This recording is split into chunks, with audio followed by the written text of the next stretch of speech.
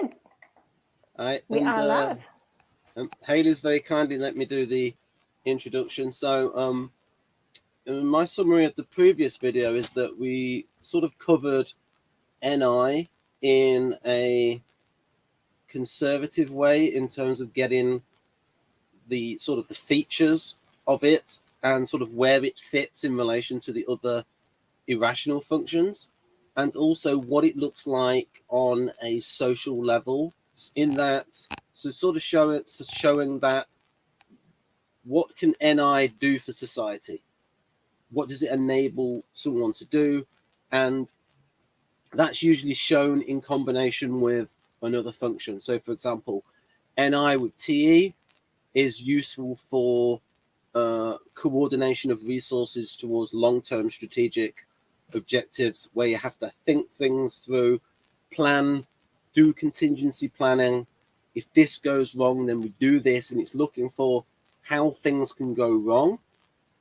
And then the other kind of NI is that on the social plane of NI, where you can see it more easily, or rather see what NI can do. And this is sort of done by implication that the NJs are good at these kind of things. The NTJs are good at that strategic long-range planning with projects, objects, and that the N and then the NTJs correlate to NI and TE. The NTJs bit is empirical because people empirically have those preferences. The functions are a model, and then people that empirically have the NFJ preferences, and if you talk to them long enough and you can tell, right, this person's really got a idealist essential motivator pattern, those people tend to have intelligent actions where they're good at guiding people and developing people, and we can say that that correlates to NI and FE. And so there, in that first video, we were sort of looking at NI empirically, and on the social plane, we could sort of say to psychologists, try and pick the bones out of that. Sort of like, tell me where we're going wrong. We can see these actions. Try to falsify it. So you could do a study, all the people with NFJ preferences, and see if they can do those kind of things better than other types. And the same with NTJs. So you can try. So it's like, so the first one was sort of making those kind of predictions about trying to be scientific. And then the other part of that first one was how it fits in relation to the other functions, but also the features that I mentioned of NI are things that can be seen at the whole type level, so that comparing the NJs to SPs, people with NJ preferences versus people with SP preferences. The people with SP preferences are very good at focusing in the moment, being in the here and now. And this is something which this is observable behavior. They have an ability to get into the zone externally. Observable behavior with the NJs, especially the INJs, is their ability to sort of zone out and go inwards and be in a state that's opposite from that SP state. And then there's also, again, looking at observable behavior in comparing the NJs to the SJs, where the SJs are stabilizing the situation, sticking to what has worked, and the focus of attention of the NJs is on developing and improving, developing people, developing themselves, developing projects. And so you can see there observable differences on a whole type level, and then observable differences between the NJs and the NP people. In the NP people are, oh, I've got an idea here, or we could do this, we could do that, lots of different options. And then the NJs tend to have more of a singular vision and follow through. And so the first video was about, I would say, the empirical aspects of NJs and by implication NI. Do you think that's fair enough summary? And now we get a little bit more speculative in this. And so I thought we'd start with sort of my thoughts on NI, my sort of subfunction system. And both of you are welcome to pick the bones out of it and tell me where I'm going wrong. Because I don't really understand NI that well. Well, I think it's going to be hard anyway, and so many reasons. I'm sorry, I'm going to be bad tonight. Some nights I have it with words, some nights I don't, and tonight I don't, so I apologize. But I mean, of course, this is kind of like an N=2 tonight, because with myself and Jonathan, as both NI DOMs, I mean, that's wonderful, but we're not going to in any way encompass the wider pool of NIs DOMs, or even those using a lot of NI. Maybe they're not dominant, but I mean, how can we say that what we experience is what they experience? We can't do that. So we can only obviously, right? I don't have to say this. This should be already goes without saying. But so anything I say, what I experience, I don't know. And that's what makes it so hard. Like, we don't know. Is this what the wider pool of NI DOMs experience? Well, what I've heard you say about it, Hailey, is sort of like either I've heard others say it, what you said I've gained insight from, and then other people have commented on the video saying, yes, I agree with that, she's right about that. From a TI point of view, it makes sense, and it gives me sort of like leverage to explain things. So certain things that you say, it's like, oh, that makes sense, that explains that. And then with Jonathan as well, in the context of, it's almost like NI in the context of the NC temperament, or the rational temperament, and then NI in the context of the NF temperament, the idealist temperament. Yeah. And I've heard similar people now say sort of similar things. Yes, there's like a lot of waffle out there as well, like people giving sort of like too simple definitions of I mean, if you're gonna go with one like definition of NI, say socionics calling it intuition of time, I'm like, okay, if you're going to boil it down that much, then that one is like the one that's least unsatisfactory, because it gets an essential feature of NI. And that is a case with, that is a theme in socionics of them making all of the function definitions too precise. And sometimes accuracy means that you have to be imprecise. And that's one of the things in this event, in defining this function. In defining it most accurately, we might have to say what we know and what we don't know about NI, and which bits are, okay, now we're getting into sort of a very theoretical area and a very speculative area, especially when we got to Jung. And he gave a very speculative mechanism of how NI works, like how literally, why can it predict the future? And he gave a mechanism for that, and I suppose we could sort of leave that towards the end. Well, I do want to point out that some things that I'm going to discuss are probably going to hinge from myself as an NTJ, and that NFJs might not, like NI DOMs that are INFJs, being NFs, they might not relate to me in the sense, like, and I would like to start with that, with this whole, if people can read on the screen, main faith, a sense of knowing something is true in the absence of evidence or reason. So many times in my life, I just have this really strong innate feeling like I just know something. I just know that this is the intention of the person, or this is what it is. Like, I don't know. It extends from people to maybe less about people, but like just sometimes theories I have about things. And sometimes I'm wrong, but sometimes I'm right. And it's really strange. And I would never think to tell someone like, oh, I just know this. I just know that's the way it is, because it's really kind of asinine, not kind of, it is, because without evidence, how can anyone just say, yeah, this is how this is? I just know. Oh, because I just know. Like, no, shut the F up. Like, that's just stupid, right? It's just stupid. But I can't deny that I have there are many instances in my life where something is going to happen, or I can't think of something off the top of my head.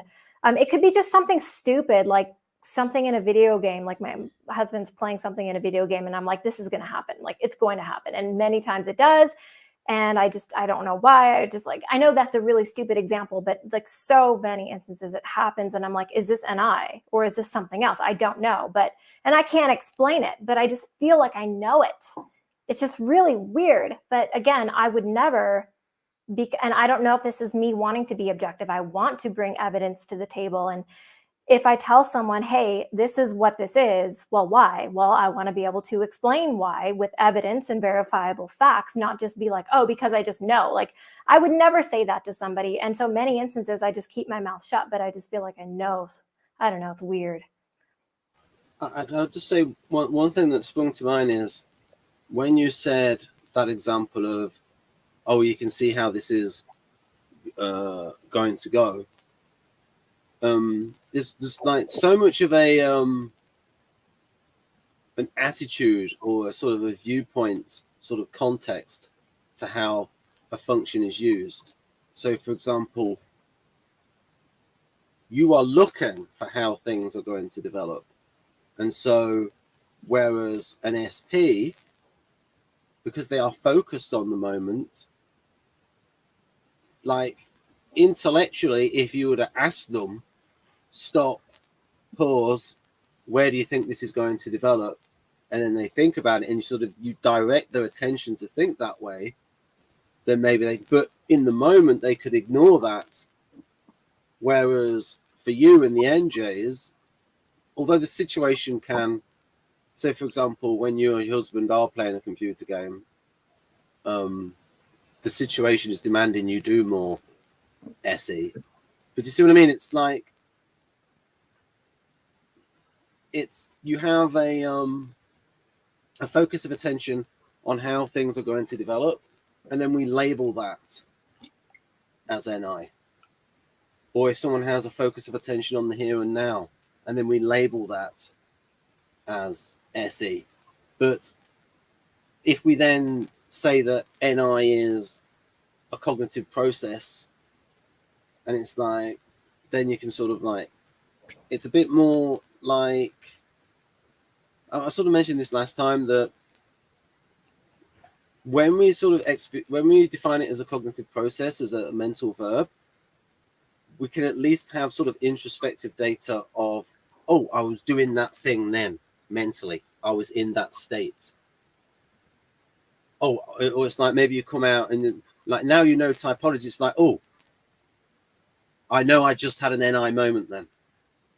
Or it's like that sort of thing, like you can maybe reflect. Because for me, that's the majority of the time. It's not like I'm living my life and, oh, I have an NI moment. No, it's like I have an SE moment within my NI life. Like that's pretty much what it is. And the more I live my life, the more I feel like I'm actually coming to realize, holy cow, there's physical stuff in this world I can touch and taste, and it's great. But yeah, it's like the reverse.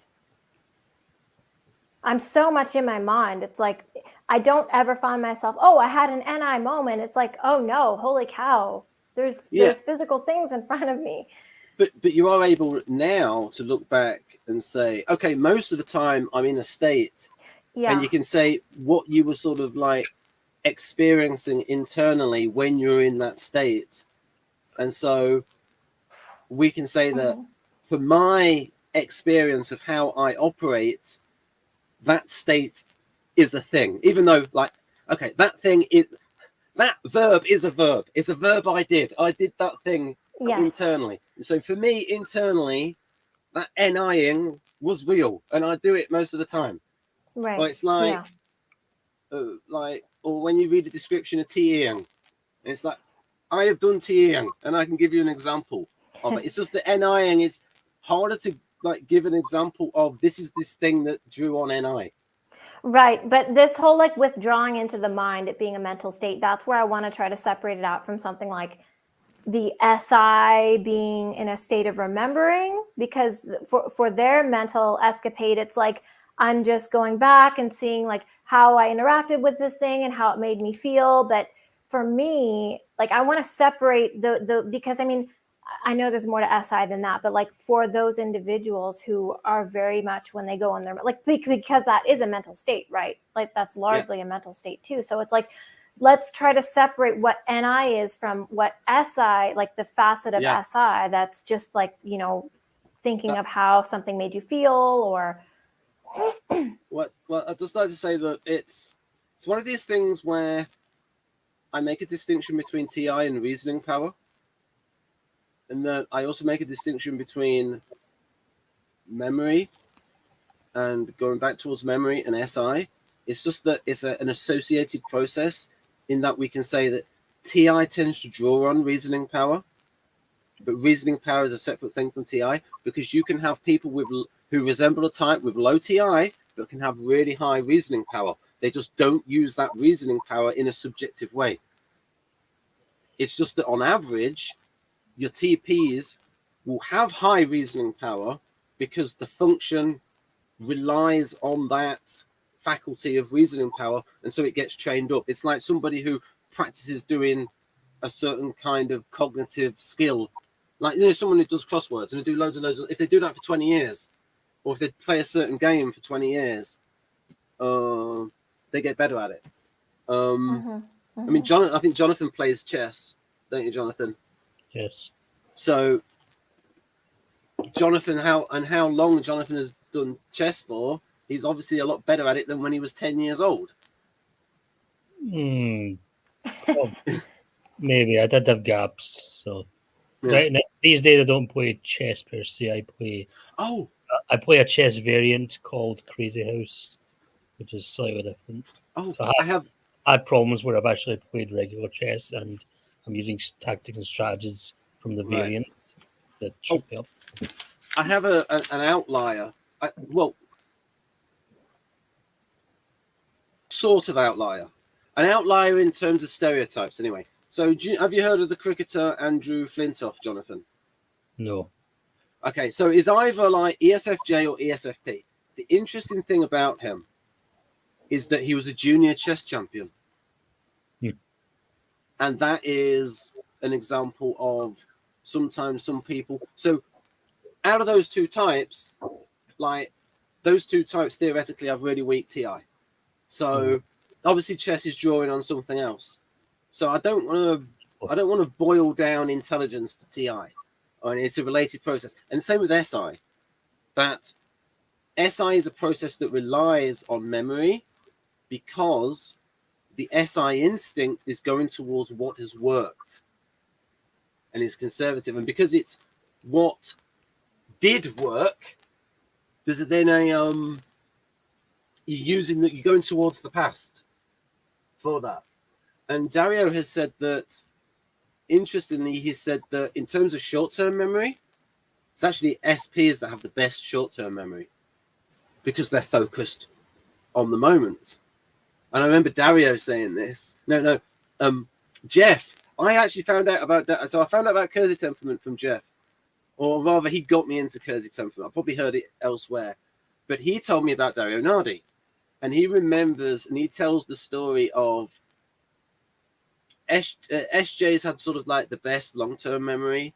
SPs had the best short-term memory. And the NJs were the most sure that they were right. But frequently, they were wrong. Yeah. Jonathan, don't ask you look me. in pain. Oh, so that's happened to you? It's happened to me too. It's all right. It happened to me. I was absolutely sure Londo said, and in purple, I am magnificent. And then it was in purple, I am stunning. So you never know. Yeah, don't ask me to recall, especially physical things. Like Ben, you just showed me a video clip. I can't even tell you what color shirt that guy was wearing. I can't tell you if it was black, if it was red, if it was purple. I can't even tell you. I remember he had hair sticking out, but that's it. Yeah, Lou Bush. I'll call him Lou Bush. Lou Bush hair. Yeah. So we could maybe do SI next. Yeah, but maybe getting that back would be to a good idea. NI, in terms of this, And I remember what you said there, like, and Jonathan was nodding away, and I remember Jonathan saying that a sense of knowing, like, it's like, because before I just had faith, because here everything that's in typewriter text has been added, because like I did it on computer, printed it out, and then I put it in the typewriter, and so you can see the changes I've made. And initially, it was just that faith and archetypes. And yes, a little bit has been NiTx'd over. By the way, this is very good stuff. The NiTx tape. It's a lot better than that's the SJ. There's the ISTJ in me. That sort of like wants everything neat. So I get through a lot of these. NiTx messy order.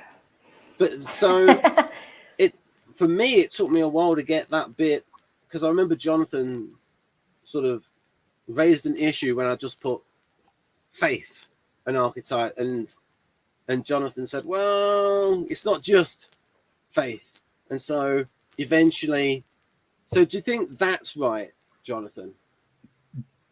This bit about the way I've defined faith there in the context of NI. I mean, I wouldn't define.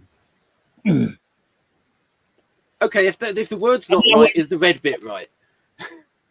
The red bit is right. Yeah, I'm not sure if it put faith exactly there.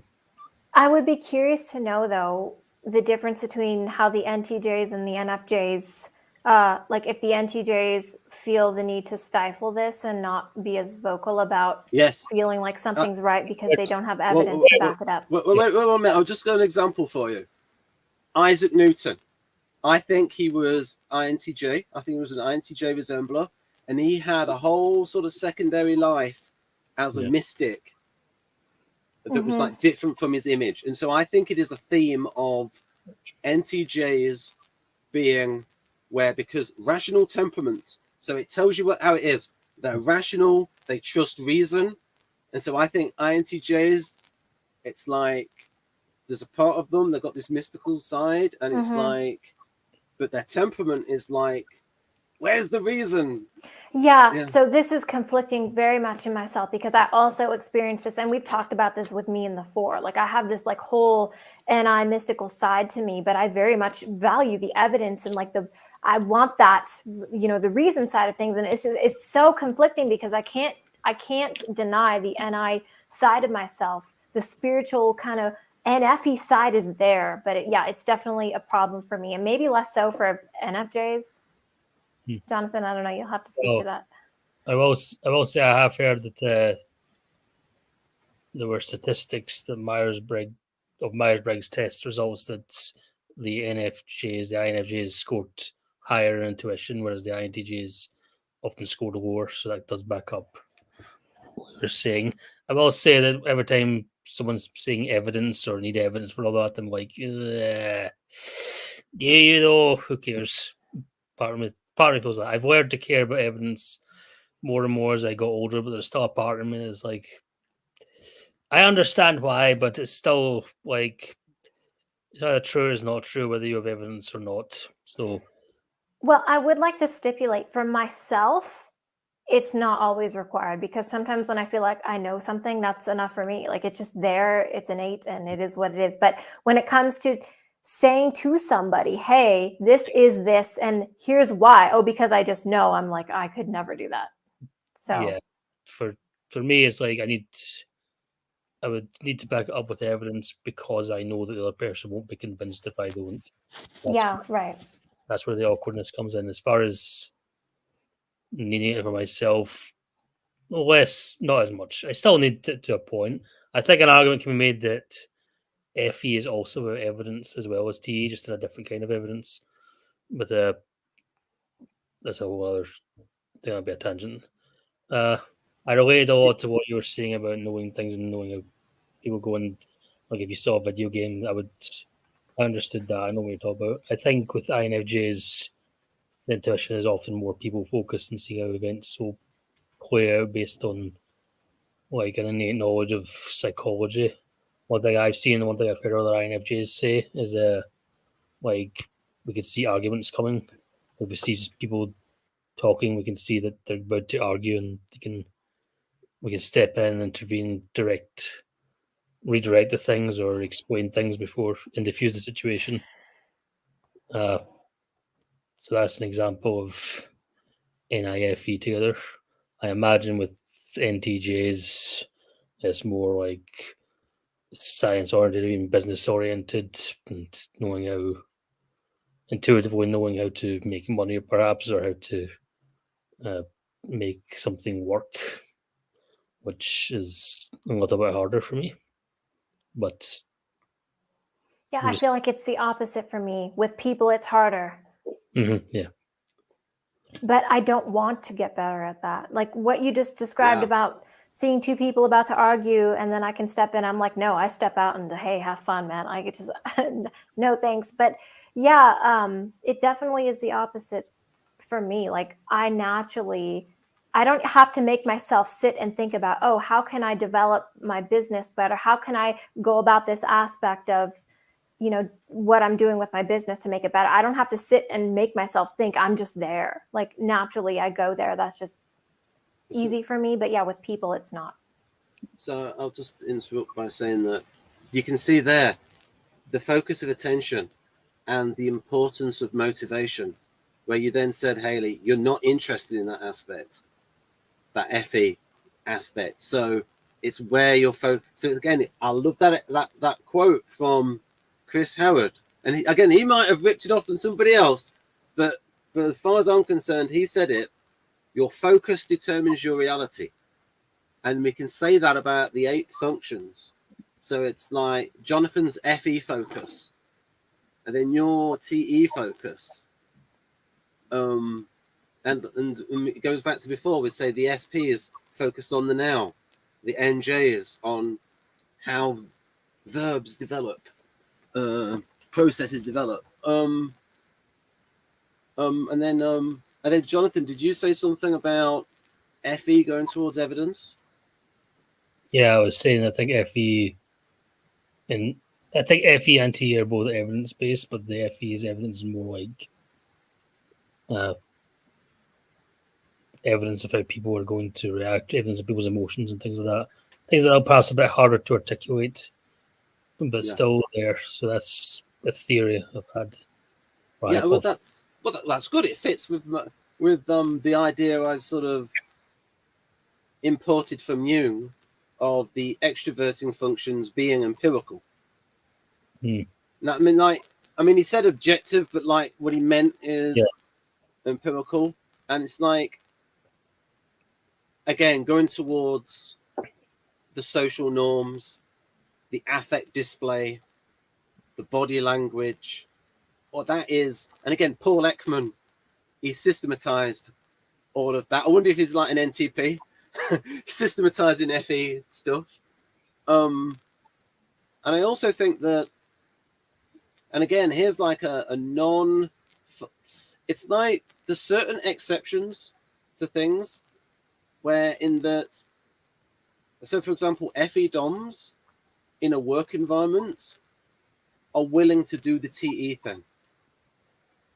If that's the group ethos, to fit in with other people.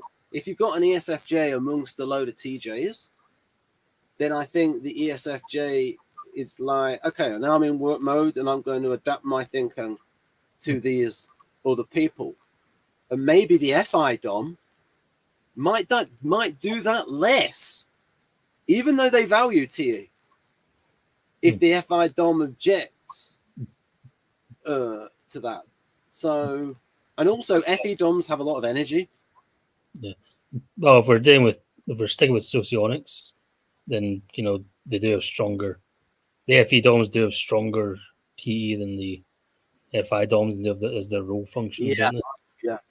I'm a little bit when I did the Model G videos, I was banging all the while about how strong the role function is. And what I can say is it can be strong. It depends on development. Like any Enneagram is a factor, and also certain types of more, like I think FE DOMs. But getting back to NI, I would the bit about that bit about before, again, context is a big factor. Like And from Kerr's, yes, he's overgeneralizing a bit, but idealists just intuition, rationals just reason. And that's one of the reasons why, I would say 2 reasons why INTJ doesn't want to talk about their NI. 1, they don't trust it because it's irrational. And 2, FE polar. They want to like try and communicate it to other people. And I think you've said, Hailey, the only time you've really talked about it, besides in videos with me, is with your husband, where you've had like discussions about what it's like, because you're both INTJ preference people. Yeah, that's fair. That's fair. I just feel like it's a waste of time. So, I'm private. Yes. So, because you mentioned before about not knowing if other people have had this experience. When you've talked to your husband about this, is his experience, how does his differ from yours when you're talking about NI kind of stuff? So I've noticed this difference in us. So I'm definitely a heavier NI user than he is. He's still quite heavy, but I find that I have more of the mystical-ish side, more of the, I feel this is going to go this way and I can't explain why side. I feel that he does have that, but he's more likely to suppress it because he doesn't trust it. I'm more likely to trust it, even though I still have that little, oh, you need evidence. And it's there, but it's not as important for me as it is for him. Yeah. But there's also his line of work may have developed his TE. Yeah, as well. He's very good with math, numbers. He's more the type to suppress the kind of innate little, I just feel this way because, if he doesn't have anything to back it up. And I'm like, hey, hold on, stop. Why? Like, I want to know why you feel that way, even if you feel you have nothing to back it up with. So. Yep. So the bit about archetypes. Yeah, go on. Oh, no, I was just going to say, in regards to like talking to other people about it, I just, for many reasons, I wouldn't do it. I mean, most people aren't going to understand being an anti-dom. So I'm preaching to the wall. They're not going to get it. 2, I'm private, so I don't really feel comfortable opening up to people. And 3, I'm not close enough to most people to talk to them about that. But I think a lot of it is, I don't feel they will understand, so I'm wasting my time, and 2, privacy. Oh, yeah. Yeah, it's like, again, INTJs are not going to talk about something as personal as their NI and that they don't trust, and they will see themselves as irrational. And also, they might just even interpret it as reason. Or they might even just say it's an intuition and leave it at that. In kind of the way people say, "Oh, it's just a hunch," or "I have a fit," like, but not develop it. Not go further than that. In terms of developing, seeing how different things can play out this way, it could go this way. Well, this could be affected by this, I feel like both myself and my husband are very good at this. Oh, yeah, that bit, yeah. Yeah, but in terms of something like, for example, I'm more likely to follow all the expected avenues plus the ones that are just really out there. Like, hey, this could happen. It's probably not going to, but hey, we could plan for this because if this happens, but it's like, no, I mean, that's stupid. That, like, there's a 1 in a million chance I could, maybe not that ridiculous, but I'm more likely to develop the things that are kind of weird. And it's like, why are you wasting time? And then I'm like, yeah, that's probably right. Why am I wasting time on that? But yeah, I feel like we're both very good at developing things. But in terms of having an innate, like, I just feel this way, I just feel like this could happen, he's more likely to suppress. I'm more likely to be like, we need to consider that. Yeah. So, and then the bit about archetypes, that gets into the mechanism of it, and we can sort of cover that later on. But function most related to the unconscious, and then go into that bullet because I do so many asterisks, I decided to use this system of just putting the just like putting the word again, because I used to number them, but then it became a problem. So I stick to that system. And then inarticulable insights into personal collective unconscious. Right. So I'll give my sort of assessment of the idea of the unconscious. So there's a lot of evidence for, well,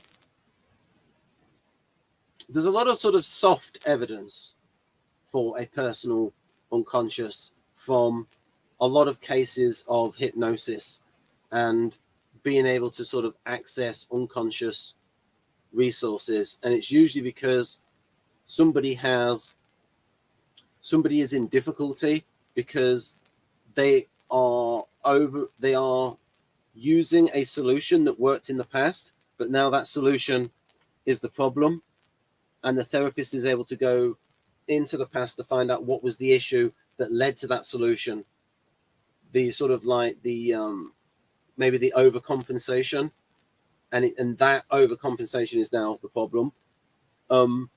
And so personal unconscious things that, so for example, where this is coming from and what Jung did, he was a therapist. He had these, he said in the interview that he wondered if he was projecting these images that people were dreaming. He wondered if he was projecting it somehow into the client. And so what he wanted to do is he wanted to look at sort of the notes of other therapists. And he said, now if he was ENTP, I might not believe him, because he's not make stuff up. And he said, though, that other clients of other therapists, similar things were noted in their dreams. And so this is where you get to sort of like the collective aspect. And so these sort of symbols that appear many times in dreams. And then he noticed that upon his sort of research is that these were sort of features that appeared in mythology, and they occurred in myths across lots of different cultures. So there's a sort of, this is stuff that is sort of empirical. And then it's like, then what Jung did is he framed this empirical pattern, and he said, okay, these are archetypes. And these are sort of, and then what he did was, because he was pretty much a fanboy of Immanuel Kant, and he said that well, he didn't say fanboy, but he said that he was very much, when he was younger, influenced by Immanuel Kant. And Immanuel Kant had a key idea of, okay, backstory to Immanuel Kant. There were the philosophers that were very much materialists, such as what you see is what you get. And then there were those that were, pardon? Empiricists. Yes, yeah. And then, but I don't really want to call them that because, like, I like empiricism and I don't want to disrespect science. But I know what you mean, Jonathan. And then we had those that were like rationalists. These were like crazy, like socionics people. Too much assertive TI. This is the world as I say it. This is true. And it's like, and it was like too much towards the world is what we mentally create. And what it's like, it's almost quite solipsistic. And so, but I'm not describing that brilliantly, Jonathan, but in what I'm not explaining their wrongness correctly, but Immanuel Kant got it right, because then he got to the point of, and this is where we got to the bit was called, posh name, transcendental idealism. And it sort of boils down to, hang on a minute, two people are having a conversation about something. They're obviously experiencing something that is shared, but they are experiencing it in a subjective way, so that they can have different opinions and a different experience of the same phenomena. And so there's something, because if the world was totally rationalist and like totally like you're just making it up yourself, then you have to sort of go that, oh, have I made up this other person that I'm disagreeing with? And it's like there has to be something that is shared, a shared material between people. And so, and this is probably what influenced Carl Jung with the extroverting functions are empirical and the introverting functions are subjective. And there's an idea in Kant of the phenomenon, what we see, and then the actual object, the thing behind it. And I think Kant wrote Das ist sich, something like the thing in itself. Mm-hmm. And it's like, that is the noumenal world, the noumenon that we can never experience. We just only have a particular view of it. So, for example, an alien could turn up with different sense organs and experience that object in a completely different way. Or it's like an object can be so small that it has no color because it's smaller than the wavelengths of light. Or the fact that and I've learned this from the book, Cinematography Theory and Practice, the way we view light is logarithmic. So that what we see as just a little bit brighter is actually twice as bright. If you had actually to get the light meter out there, because we deal with such a wide range of brightness, we make it exponential. So we make it logarithmic to like collapse it down. So on an actual chart, something that just looks a little bit lighter, like a lighter gray, it's actually like 10 times lighter. So it's like, so there we can see, and when we measure it, we can sort of prove what we're seeing is not what is. Our mind is changing what we are experiencing. And then Jung later then said, I know I'm skipping ahead, but I want to get this bit in when he wrote this bit. And then he talks about the archetype. And it's like, but what you see in the dreams are the archetypal images. And then there, the key bit. The archetype would be, to borrow from Kant's My Fanboy Love, the noumenon of the fantasy image which intuition perceives and in perceiving creates. Now, this bit used to confuse me. The bit where it was intuition and in this bit and in perceiving creates. That bit used to confuse me because I had a sort of two interpretations of it. Hence this bit here. And then again, it's prophetic prevision. That in the later in the revised translation, prevision was changed to foresight, is to be explained from its relation to the archetypes, which represent the law-determined course of all experienceable things. Now you see, that is where he's getting very speculative and TI. You can say, yes, there are these patterns across cultures, these sort of archetypes in myths, but to then make that jump and then say, oh, I've labeled these patterns in myths and images, archetypes, and then he's saying, oh, these represent laws. Do you see what I mean? Like his TI is really coming in now. This is speculative stuff. It helps to explain it, but it's speculative. It's a possible reason for how it works. And where it's like, they represent the law-determined course of all, and I've put my little assertion in there, many experienceable things. And then this bit here about that intuition perceives and in perceiving creates. Intuition creates the fantasy image which appears in consciousness. It does not create the archetype. Jung's clients told him of their fantasy images. Jung stated in a video interview recorded on film that he was concerned about the possibility that he himself might have caused the clients to experience similar images. So he looked at the casework of other therapists and stated that those clients not treated by him also experienced the same or similar images. He then related the images to archetypes and saw those archetypes in various cultural myths and faiths.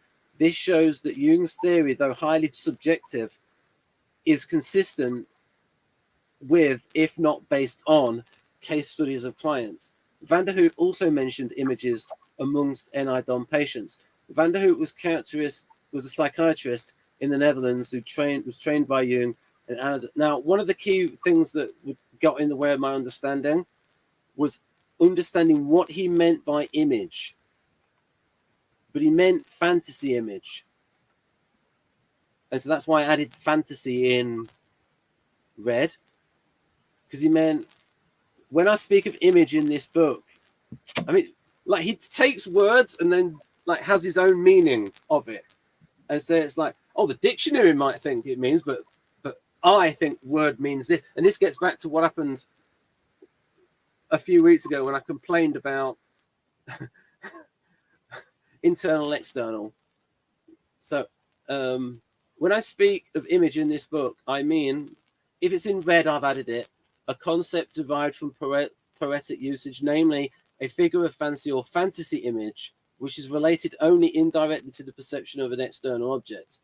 This image, and then all the stuff I've put in, I've sort of outlined in violet, is NI stuff, in my opinion. This image, I can't remember. It's important anyway. This image depends much more on unconscious fantasy activity, and as the product of such activity, it appears more or less abruptly. Anyway, I'll let you take that in, and then you can let me both know. And then you can both let me know: has this ever happened to you? I just want to say, This is really in the weeds. This is as complex as it gets. Well, I think it's, again, I don't exactly know what it's referring to. Okay, just if we pick any instance out of my life where I'm just left alone in my mind, when I'm thinking about something or planning or whatever, and I'm actually seeing it, I'm seeing the imagery. It's not detailed. It's not clear. It's very fuzzy, but it gets the job done very well. It doesn't need to be clear. I don't really want it to be clear. I don't really care. But I can see it, despite the lack of detail, I see it very well, and it accomplishes the goal like perfectly. But the way it's described here, it's kind of hard for me to see the text. I'm sorry, it's very light. It says, a concept derived from poetic usage, namely a figure of fantasy or fantasy image, which is related only indirectly to the perception of an external object. So again, it's like I'm seeing these objects in my mind and I understand them as I have seen them in the physical world. But when I see them in my mind, it's lacking like so much of the detail of what actually is in the physical world, but I don't care. The image depends much more on the unconscious fantasy activity, and as the product of such activity, it appears more or less abruptly in the consciousness, somewhat in the manner of a vision or hallucination, which is kind of what I feel like in my mind. It's like, it's not clear, but without possessing the morbid traits that are found in the clinical picture or the real life version of the physical thing, like, and assuming one physical thing that's always the same, like, a yellow pencil, for example, almost every, and I'm not talking about different pencils with different branding, or just imagine something that everyone's going to have, something that's very similar, like a phone, of, something like that. And when I think of it in my mind, it's oftentimes, almost always lacking the details of it, but I don't care. But this is a great description. And I don't even know if that's what this is describing, but that's how I see things play out in my mind. Like a blurry picture, lacking detail, but very imagery based. Yeah. So, Ben, how do you see things in your mind? Like, if I asked you to envision your bathroom, could you see it really clearly, or is it like fuzzy, or you can see it clearly? Yeah, sometimes I can. If I look at something long enough, I can just about remember where it is. So to me, it's like SI. I see it. Like I like the sort of paintings of like HR Giga. I can imagine that stuff, sort of HR Giga type realities. But I just don't ever experience symbols. I just don't. I just don't What experience. do you mean? Experience symbols. Well, it's like the way Jung described the symbol is like it represents something, but you don't know what it represents. So, for example, a frequent symbol that you get is the eye inside of a triangle. And Jung made a nice nuanced point when he said that when you know what a symbol means, the symbol becomes a sign, and it loses its power. He's trying to say that these symbols just pop up in people's minds. So it's like this. It's like for Jung, a symbol is something where intuitively you know it represents something, but you don't know what it represents, or it's like it's the best expression of what it. But if you know what it represents, then it's just like a road sign. It's a sign. But a symbol, it's like, oh, there's something to that. I don't know what it represents, but there's something to it that's sort of inarticulable.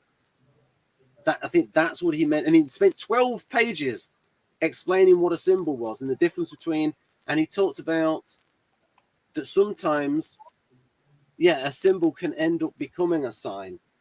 Or maybe for one person who doesn't know what a sign means, for that person, that sign is a symbol.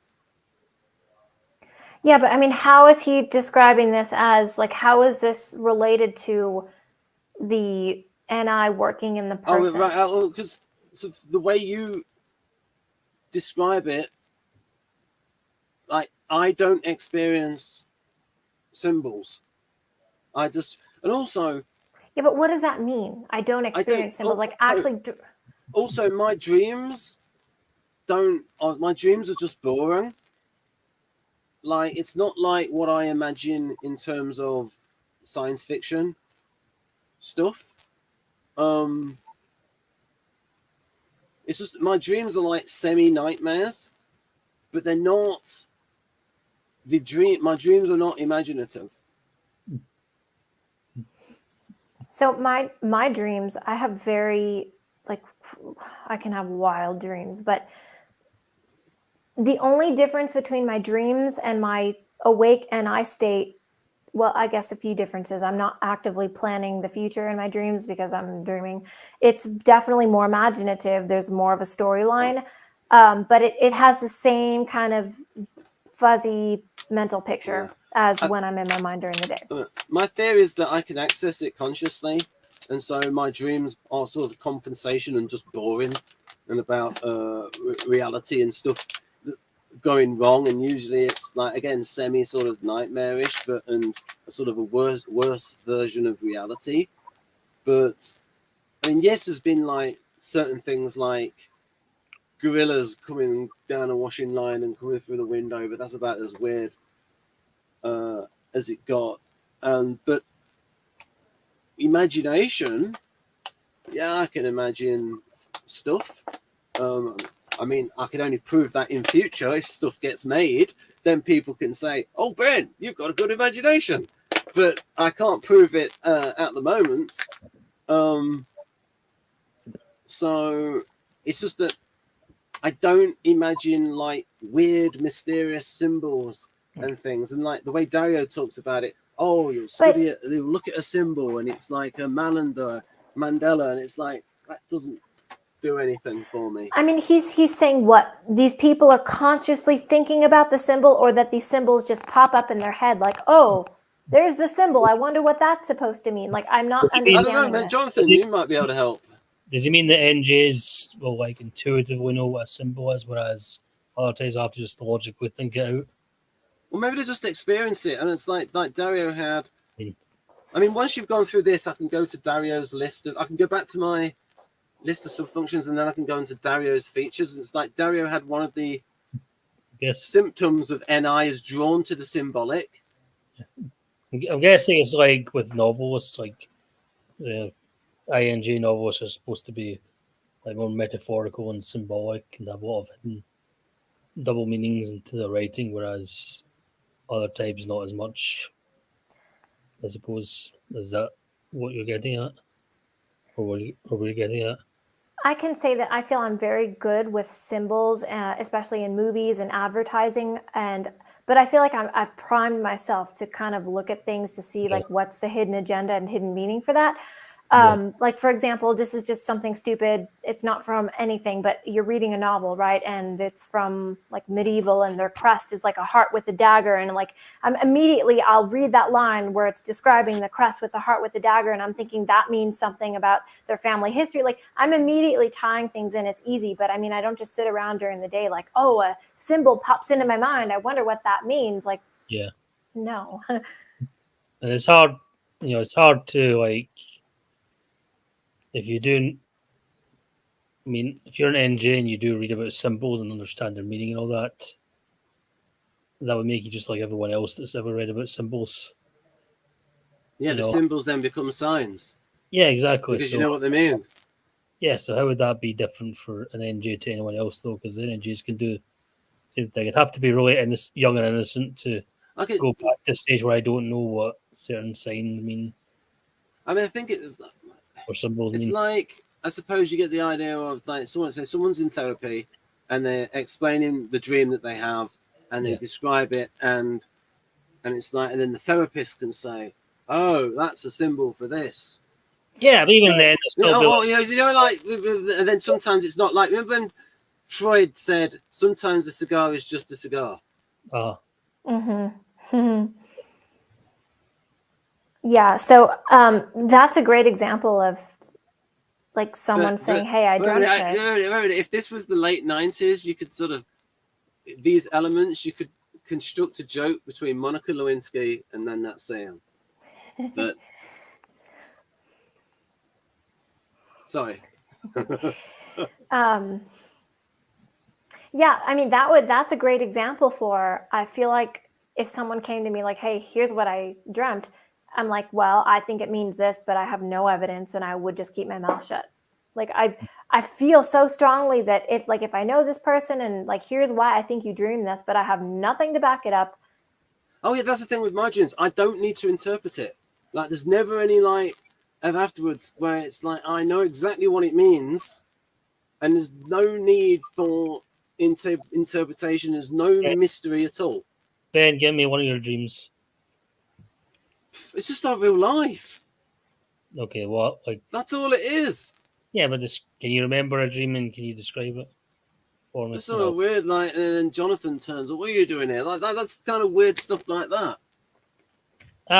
No, yeah, but still, I wonder if I could interpret one of your dreams, even if it's boring. I could still do a shot because I do interpret like. Okay.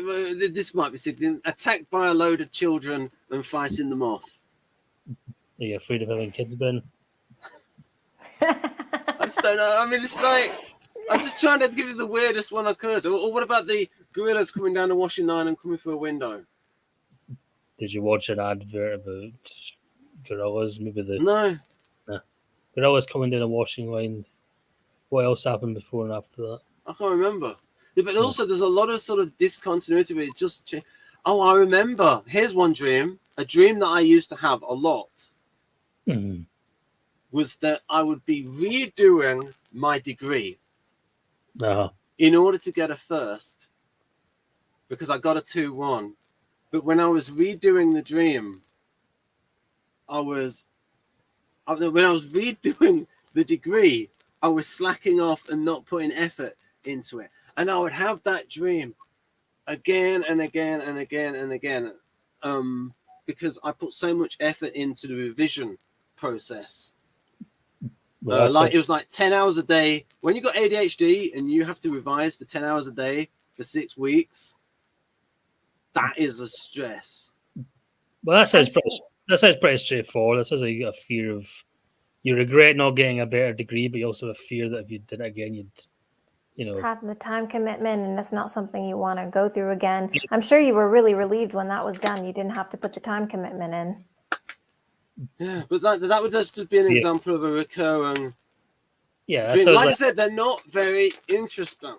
I can imagine better consciously. I can imagine what I personally think is a heck of a lot better and more imaginative than what I dream. I remember I had a dream where I think I was on a flying ship. And I never dream anything like fictional or like, oh, that's a great idea for a plot. I never like dream a plot or anything like that. Or even when I'm like writing, I've never like dreamt a plot or characters that I'm writing or anything like that. Yeah, tell us about the. No, you can tell us that. Good. Tell us about the ship, please, Jonathan. Yeah, I was on a flying ship with a crew of adventurers, and we were off to fight a Dark Lord and a Dark Mount or whatever, and we killed him. But it turns out, we reached an even bigger Dark Lord. And there was a witch there that gloated about it, whatever. And the even greater Dark Lord burst out of the mountain and took a giant red spear and just scraped that spear across the moon and set the entire world on fire. You see, that's what I mean. I do not have any dreams that good, and that's probably like a Sunday afternoon nap to you. Like you're having that all the while. Well, I can't remember a lot of my dreams. That's what I had years ago, but it still sticks in me. I remember after that, obviously we're flying away. I think we're on dragons now, flying away from the burning world, and there was lava raining down and all that, and then end up in a bus stop, which is just around the corner over there. And, like the streets were everything was dark and red and burning on fire and all that. And I think I ran to someone from my primary school, and they were like a refugee now because of, again, burning world. And yeah, there was never any resolution to this, Dark Lord that just ruined the world. But that's what I remember, something like that. Now, context for the audience: Jonathan is a huge Star Wars fan. Yeah, that wasn't a Star Wars dream. It was more a medieval type fantasy. Yeah, and I remember another one when I got on a train and I ran into anime characters, and there was another one where I was in. This was more of a nightmare where I was in school years and years ago. I had this dream. I was in school, and I was in the boys' bathroom. I was being strangled by a robot, and it was like a toy robot that I had my eye on. I don't know why he was strangling me up there, and I got away, but then he strangled me again. Whatever. Then I managed to escape and got outside, and there was a bunch of other robots sitting there plotting against me or whatever, or plotting bad things. And I had to hide. And my mother was there, but she was younger, and she was for some reason kind of like ADHD herself, and she was drawing attention to us and had to run away. And ran to the girls' bathroom in a different place, and then it was a really old-fashioned black and white Victorian school, and completely different dream now. I knew a dream within this old dream, and now I had to face Victorian discipline. So yeah. I don't have good dreams like that, but I can imagine stuff. Mm-hmm.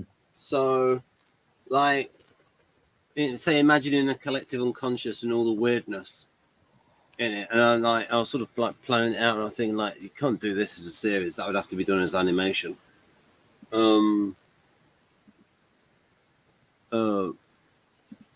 Anyhow, do I mention it in the book? Do I mention it in this? I think I mentioned it in the other one. Yeah. Anyway, I mentioned the FedNet. Any other bits in this to comment on? I don't think so. All right, and then there's so that's all stuff related to, and then it's the idea of like somehow these fantasy images. So I think that's the best term for it, fantasy image, because otherwise I start getting confused, and I'm in image. That sounds like an SI thing. But fantasy image, it's like so. Within your dreams, Jonathan, there might be particular bits that you don't understand, and that may be recurring, and it's like that. Okay, that bit might be a symbol or a fantasy, but the way this is interpreted. It's like, anyway, so that's the mechanism. That the fact is that that image is an archetypal image, but it's that bit like it. Okay, the archetype would be, to borrow from Kant, the noumenon. So it's like there's a truth behind it, and NI can access the truth, and because it can access the truth, then it knows how things can develop. That was Jung's theory of how NI worked. We just know it sort of works. We don't know how.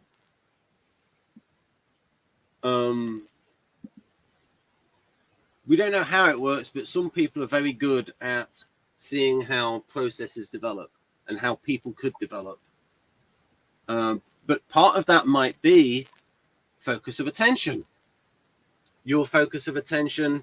So it's like motivation is a big factor. It's like with certain people who have a talent for something, but they don't practice it. And it's like somebody you could say, oh, wow, they're all so talented, but they don't develop the skill. And it is a big factor. Say someone with musical ability and they didn't develop it. So getting back, so I skipped forward a bit, but that's because I wanted to understand this bit about, connected to the unconscious. Inarticulable insights into personal, collective, unconscious. So bearing that in mind, I'll ask you first, Jonathan. Have you had any of these? Mind you, might say, Ben, it's inarticulable. I can't tell you about it. That's exactly what I was going to say. That's a good NI. That's a good NI moment, Ben. Yeah. Yes, I've had those, but I cannot articulate them. So I don't know if it's just my lack of practice. This is where we're in the stage now where, like, we can talk about NI empirically, and then that's like, this is where it develops into a psi power. Sorry, go on, Hailey. Tell us about your psi power. I don't know if I would call it that, or my just lack of my. I don't have enough experience talking with people, or actually talking. Period. And I think in the last 5 years, I've talked to more people than I've ever talked to. I've talked more than I've ever talked in my life, and it's helping me be able to articulate things and be eloquent-ish. Some days are better, but most days suck. And so I feel that when I am thinking forward, I come to a revelation. Oh, I should try this. Why didn't I think about that? That would be perfect because, all these factors combined, boom, revelation. I'm not thinking about this. Like the way I just explained it in words, I'm not thinking about, like, I'm not literally thinking, oh, wow, that could fit with this. Like I'm just seeing it. And it comes like, I get the moment like, oh my gosh, that's it. I'm doing that. I'm going to implement that first thing tomorrow. And then I'm like, oh, I should tell so-and-so. And I'm like, oh crap, I have to articulate this. Hold on. And it's that moment in the movie Avatar, right? You just want to plug. So I don't have to say anything. You just get it. You fucking get it. You get it. And I don't have to say a word. I wish that were a thing. Unfortunately, it's not yet. And so I kind of experience a little anxiety when I have to communicate my ideas and things to people because I feel that I won't be able to articulate them in the way that I truly understand them. Mm-hmm. And I don't know if that's just a problem with me, that I just suck at it. I relate to that. It's difficult to... whatever I do, even if I do explain them, I feel like it's a shallow interpretation, a shallow version of what's really going on. Mm-hmm. Translating into simple language. I think my experience of this is, I think my experience of NI is that it's like an invisible hand that is leading my TI. So it's like, there's something to this, think in this direction, Ben. And Well, it was like when I was sometimes doing this, I was thinking, oh, it's not quite right. I'm not quite getting closer. I'm getting closer to it. Yes, there's sometimes those aha moments that I'll have. And frequently I have that when I'm explaining it to somebody else. Like in videos, when I'll come up with stuff in the videos, a sort of a new insight. For me, other people it might be obvious, but I'm then sort of expressing it. I'll put the light on in a moment. So I think it's leading my TI, and then I'm thinking in that way, and that's how I think it is. It's what's when I then think, oh, go in this direction, a sense of thinking in the right direction. That's how I think I experience NI. Besides the aha moments, that's how I think I experience intuition. Like define the right direction, because I mean, for me, I don't know. It's just a feeling of like, it's like, go in this direction, Ben. Go. There's something to this. And it's like, I've not clarified my thoughts, but it's like I have a feeling to like go dig deeper. Go. What Tamsy would say is go down the rabbit hole deeper. But to like, there's something there. There's something over the horizon. It's like there's gold in them there hills. Like to think, if you go in that direction, there's something. Or sometimes I'll have a think. I was like, oh, this is not quite good enough. And it's like, just try it. And it's like, yes. That. So yeah, that exactly for me. But it's going back to the motivation, right? Because I have goals, and I'm like, how can I get this done in the most efficient way, like in the best way, and save the most time? And so that's when I'm pushing myself to, how can I develop this better? How can I make this better? Let me think about this way. But again, I'm not having to force myself to do this. It's just natural. But I don't know if this is because I've had so much practice at doing it. But then I'm like, I'm going back to when I was a kid, and I didn't necessarily have the goals that I do now. I just went into that mind state, and I get like, I'm trying to think about what I was thinking about then. And a lot of it was boys, because, well, I've always had that yearn for that one person, that partner. And so now that I don't have to worry about that, I feel like I've shifted to other things. But yeah, so a lot of that was putting myself in, like, how can I set this up so I can maybe talk to him that day? Like, he was still strategizing, right? Like trying to put myself at, like, it's stupid, I know, but motivation, right? It's like developing ways to achieve goals, and you just get so good at it, you don't even have to try. You just do.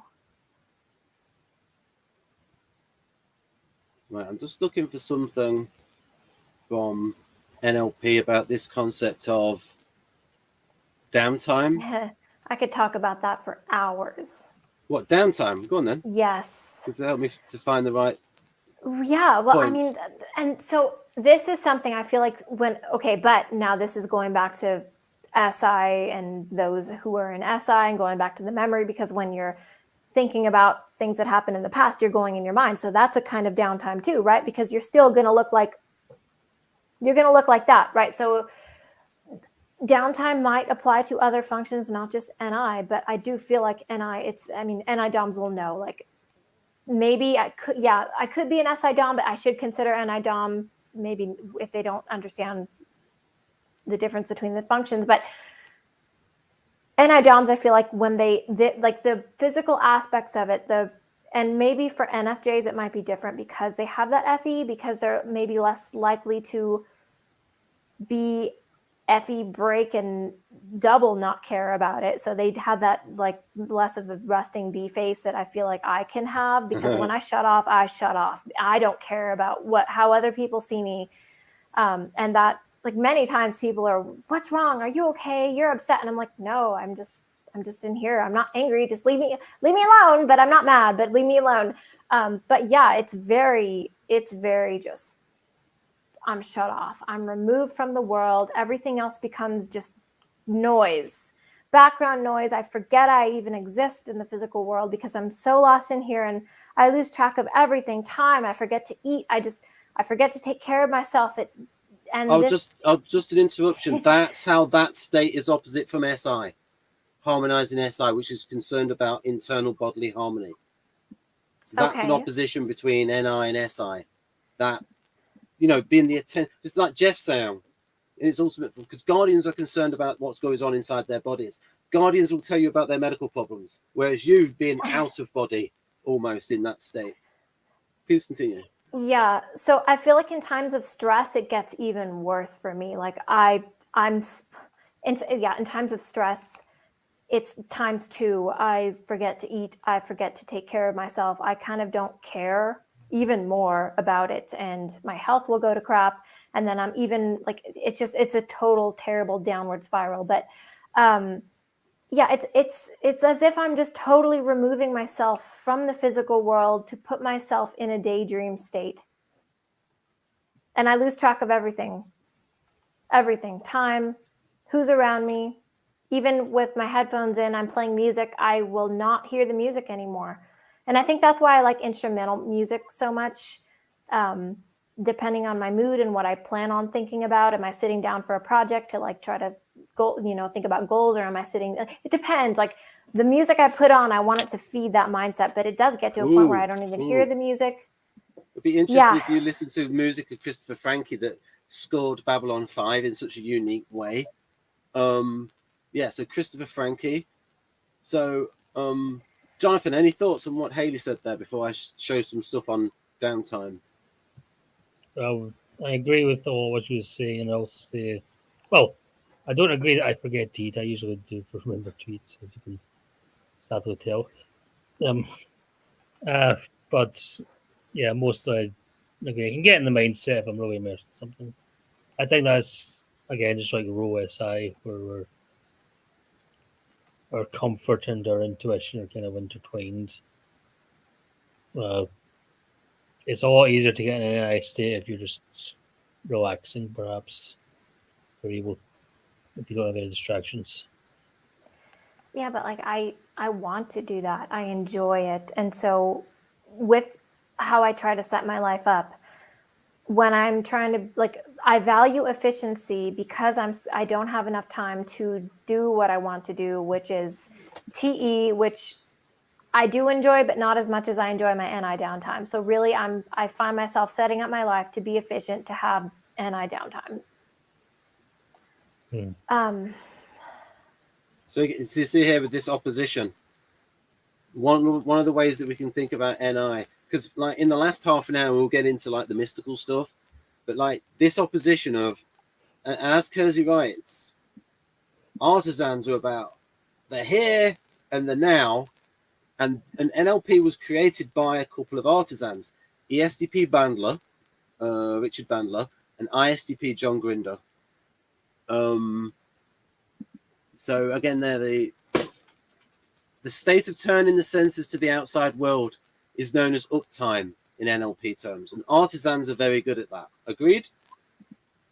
And then, however, there are also states that take us deeper into our own mind, our own reality.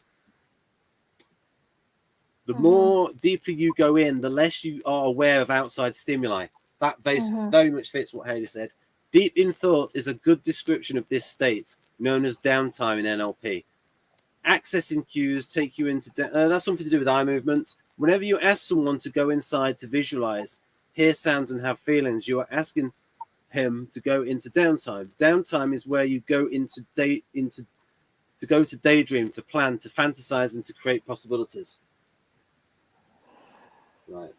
So it was a running joke in my family when I was a kid. Like we would all be in the kitchen or dining room just as a family, and I would zone out like I always do. And then once I came to, everyone was like silent, staring at me, waiting to laugh and just waiting for me. Yeah, it was just, it's my go-to. Right. So VACOG is the 5 main senses: visual, auditory, kinesthetic, olfactory, and gustatory.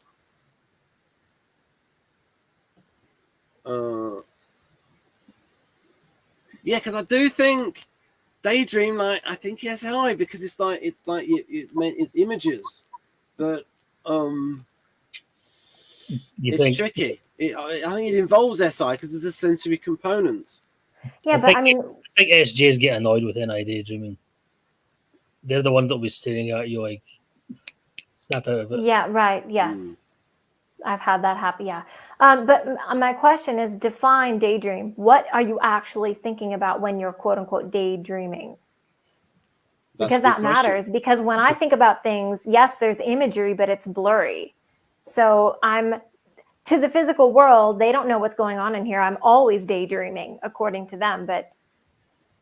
And it's for me, it will always be imagery based, maybe not very detailed, but it will be imagery based. So is it fair to call when I'm in my mind planning daydreaming? I guess it depends. I'm getting. I mean, it's there. definitely It doesn't matter. introverting. It's definitely introverting. But getting on to this bit, you can access unconscious resources. There's something here about this. Again, unconscious. Again, these STPs have got the HOTS for NI, and unconscious resources. There's something to that, but again, this can be way overused. To like there's a genius in the unconscious. It can go too far. You can access unconscious resources directly by inducing and using a type of downtime known as trance. In trance, you become deeply involved in a limited focus of attention. Again, it would be an internal one, and it's also altered state from your habitual state of consciousness. Well, it depends what type you are. Everybody's experience of trance will be different because everybody starts from a different normal state. That's good. Dominated by the third representational system. The representational systems is that bit about NLP that's a bit dodgy. That's the idea that someone is like mainly visual or mainly auditory or mainly kinesthetic. And Victor has sort of attributed these to different mindsets. So, for example, Victor thinks that, and there might be some truth to it, that NI and SI DOMs are mainly visual, that FI and TI DOMs are mainly auditory. So it's like the IJ balanced stable mindset. But this is in terms of mental. Yeah, this is just to show that Victor has taken this idea of representational systems from NLP, and it's like a dodgy bit of NLP. That, like, this idea that someone has a lead representational system, although Dario thinks there's some evidence for it between type. So, for example, what does he think? Is it the EPs? Yeah, Victor thinks the NE DOMs and SE DOMs are more kinesthetic in the body. I can see that for SE DOMs. I don't think he attached auditory gustatory to any of the ones. What did he put for EJs? I don't think he put anything for that. Anyway, is there anything? But my question: what is this like? When you say NI-DOMs are visual, what is that describing? What visual in what way? Because I mean, when you think, like the way you think, like you say, that a lot of your thinking is visual. Right, but like in real life, I'm blind. I'm blind. What's your thinking like, Jonathan? Is it mainly visual or auditory? Mine's mainly visual in the sense that I'm imagining things I'm visualizing things in my mind. I do know that introvert, and according to brain scans, extroverts tend to have more activity towards the front of the brain, which is where like decision making and action and things like that are held, whereas introverts have more activity towards the back of the brain, which is the visual cortex, which suggests that extroverts are acting first, whereas introverts are always looking before they weep. Although there is a little bit of a difference with, say, those people with INTP preferences. They tend to have a bit more at the front. Yeah. And the IS types, and of course, of the introverts, you're talking about IS types versus IN types. And so like 9 out of 10 introverts are going to be IS types, and they very much have more activity in the back of the brain. But it is worth pointing out that all introverts, regardless of their type, will have stronger NI than certain extroverts. Yes. ES types. Yeah, that's something Dario noted. And in my system, I call them the default functions. So an introvert is okay at like it's like the worst introverting function of the introvert is still okay. Mm-hmm. Yeah. It's still okay, but it's like it's their. Usually, they're two extroverting functions that are outside.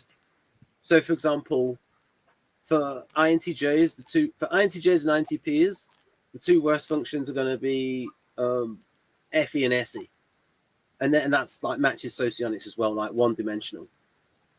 And for Jonathan, it would be SE and TE, one-dimensional functions.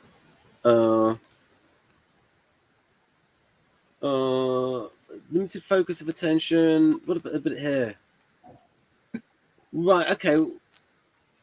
If you, Jonathan, if you read through this, because I think you might have more experience in this area, just let me know whether you think this is believable, because this is a big belief in NLP, and sometimes NLP will say, "We're not saying it's true. We're saying it's useful for you to believe this." Uh-huh.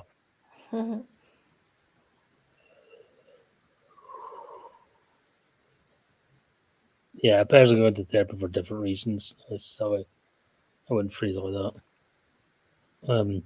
Sometimes people go into therapy not because they want to, because they're told to, or someone else makes them as well. That's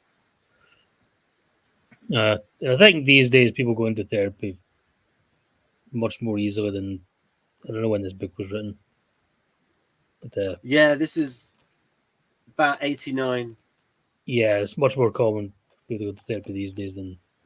But this book was proofread by John Grinder and he gave feedback on the book. And a lot of NLP books are bad, and John Grinder himself had some input into this book. Well, conscious mind is not needed to initiate. Conscious mind can do things. Not needed, but they can help. I'll go with any therapist for the quantum. Everyone's a rich personal history filled with experience and drawn on. Contains all the material needed to make changes if only you can get at it. It's one of the reasons.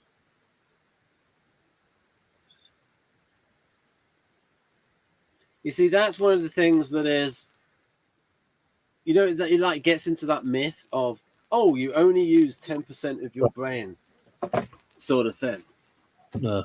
And I've looked, because one of the things I'm going to get into more in future is cognitive psychology. I'll read the book Cognitive Psychology for Dummies, because it's not that old. It's only 2016. Whereas this other book, the Student's Handbook, which is expensive if you want the latest version. Like the version that came out 1 or 2 years ago is like £50, because it's like the actual textbook that they study in England at cognitive psychology. And I've got the book from 2005, and I'm just reading the chapter summaries, and then I'm going to read the Cognitive Psychology for Dummies, and then I'm going to contact the authors and show them Dario's work. So they would be, if we could get some proper cognitive psychologists involved, that would take it to the next level. Cognitive psychology is things. It covers things like tests and memory things. It's not like it's not necessarily the brain scans. Oh, they're doing a lot of brain scans now. Cognitive psychology is doing a lot now, because they keep talking about when they update the book because they've been doing it.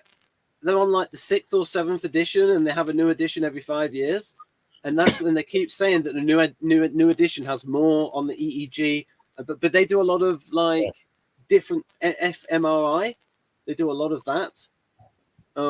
They put it under the heading of brain imaging. There's a lot more brain imaging research every new edition every 5 years. Yeah, but just keep in mind that's part of it. It's not the whole thing. Goes back decades. It's like when I looked at the start of it, I was like, Carl Jung was like one of the first to like get into this, but there's also a little bit in, was it James? But anyway, William James. Yeah. In fact, he was ranked the #1 psychologist, William James. And I think Wundt, Oh yeah. Anyway, so I'm not saying it is NI, but oh, look how I spelt there. Terrible grammar. There's an overlap. It's all right, but There is an overlap with NI in Dario's book, 8 Keys. All NI social mission types. So basically, that's all the IN types. That's just the premise of hypnotherapy about the unconscious resources. And then the Milton model, right?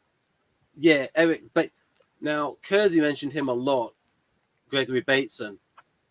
Oh yes, he may have been an. He was definitely NTP. He may have been an INTP. In their review of his work, they wrote simultaneously irrelevant and profound, and I think that's describing an INTP.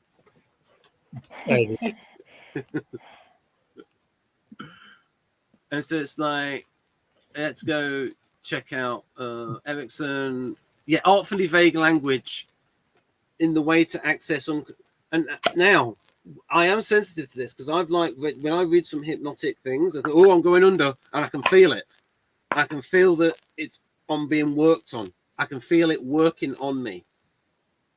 Like even on lines such as, so it's like, yeah, so I should look into this more, hypnosis, because I can feel it working on it. Again, there are these very interesting ways with language. So this part of NLP is rock solid, and most hypnotists learn this, the Milton model of hypnosis. But what do they do with people like me who really like? I asked Dario. INTJs will probably go into hypnosis. Yeah, the IN types go into hypnosis quicker than the other types. Yeah, but I want the concise. Like, I want you to be concise. I don't want you to be like, if you're vague, I'm going to be like, wait, I'm sorry. Can you help me understand? Like, I'd have to give you some examples. Okay. Of hypnotic language. There's one from. There's one in the NLP book where if you use a lot of nominalizations. Right, hypnotic language. Just do a. I'd have to. There's a bit where there's one. Oh, if I could maybe put something on screen for you to comment on, then I. Oh, this is something with Erickson about NI.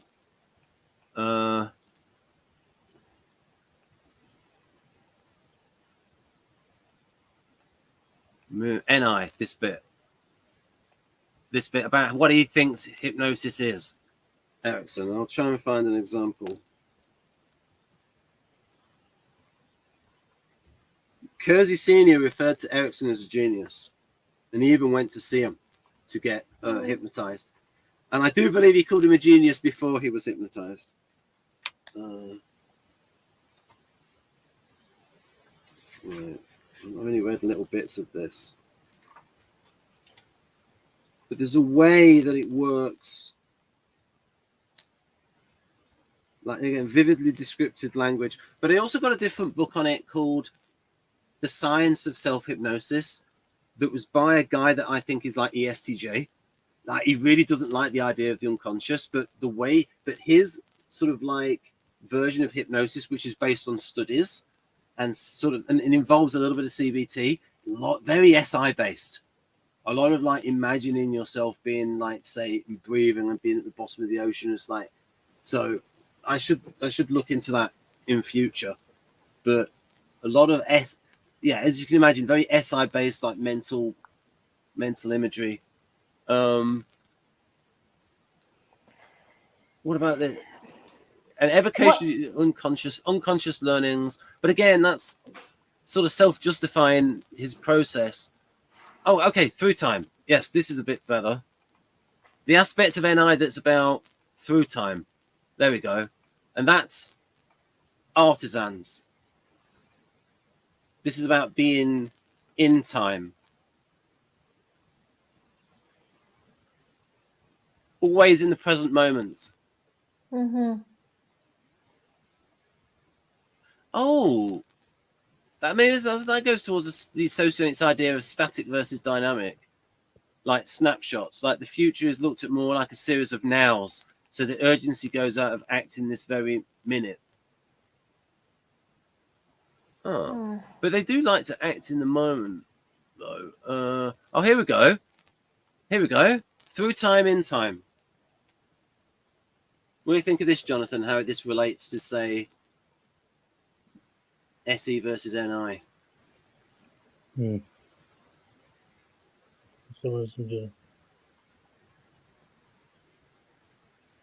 I don't know how back to front goes into. That doesn't really make sense to me.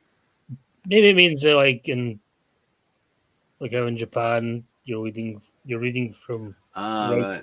rather than that's, I don't know.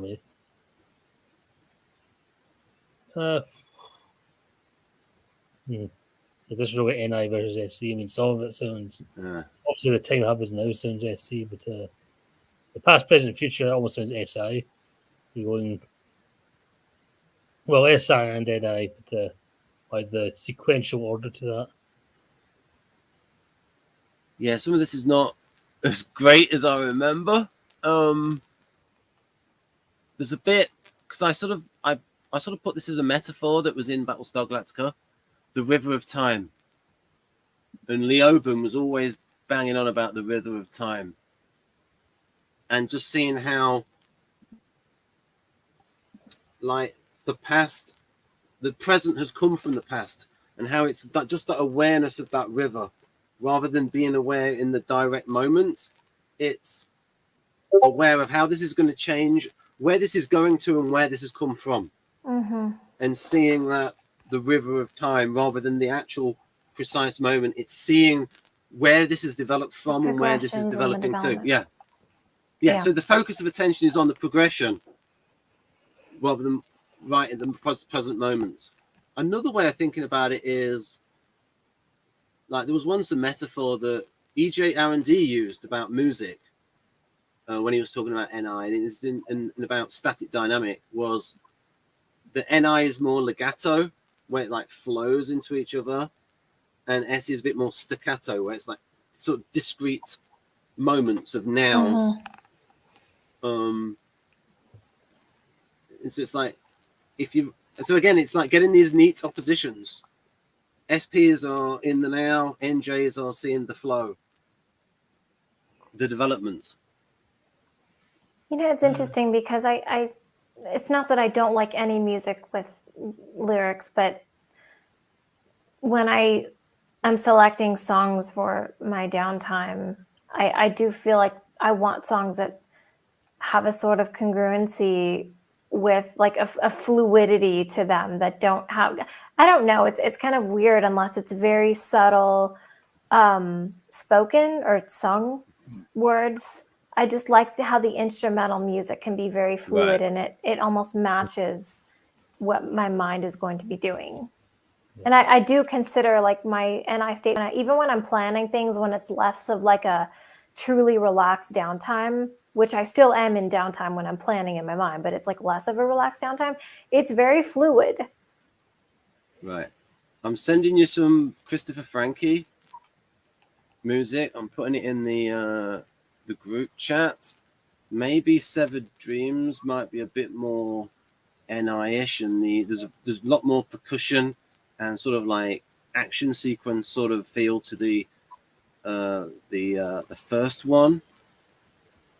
So that's the second, and then the third one is for Guardians, Voices of Authority. And then you could let me know what you think of that later on, rather than playing it now, because we might get in trouble for copyright.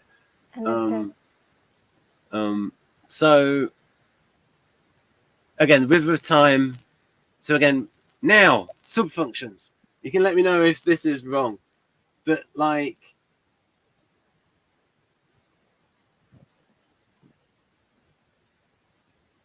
I mean, I tried to put things in these categories, of these subfunction categories, that are empirical, and they sometimes might not fit in. Should maybe be in another one, but But do you think, though, Jonathan, that you can get very assertive about, oh, I know this is the right path. Like, other people can be wrong. I know this is going to happen. Like, you can have these. I think you had a thing like that with, maybe you were betting on the US election or something, and like it was different from other people. And it was no. That was someone else's NI moment, and when I heard it, I thought that's probably right. What about your own sort of moments of? I know E1's going to fit into it a bit. Yeah, well, in that particular case, I was actually on Twitter at the time, which I regret, and I felt that Twitter was actually kind of smothering my NI a bit, because when someone else told me that another INFJ told me that they expected Trump to win, and I asked them why, and they explained their reasoning, and I thought, yeah, that makes sense. I would have seen that if I wasn't on Twitter so much. It's all this argument and all that. And so, and so based on that, it wasn't a big bet anyway. It was just, look. Yeah, by the way, Elon Musk doesn't want to buy Twitter. He just wants to go out there and says he is, so he can raise the price, so he can sell his own shares. Yes, I've heard that said, because he's done that before. Yes. Yeah.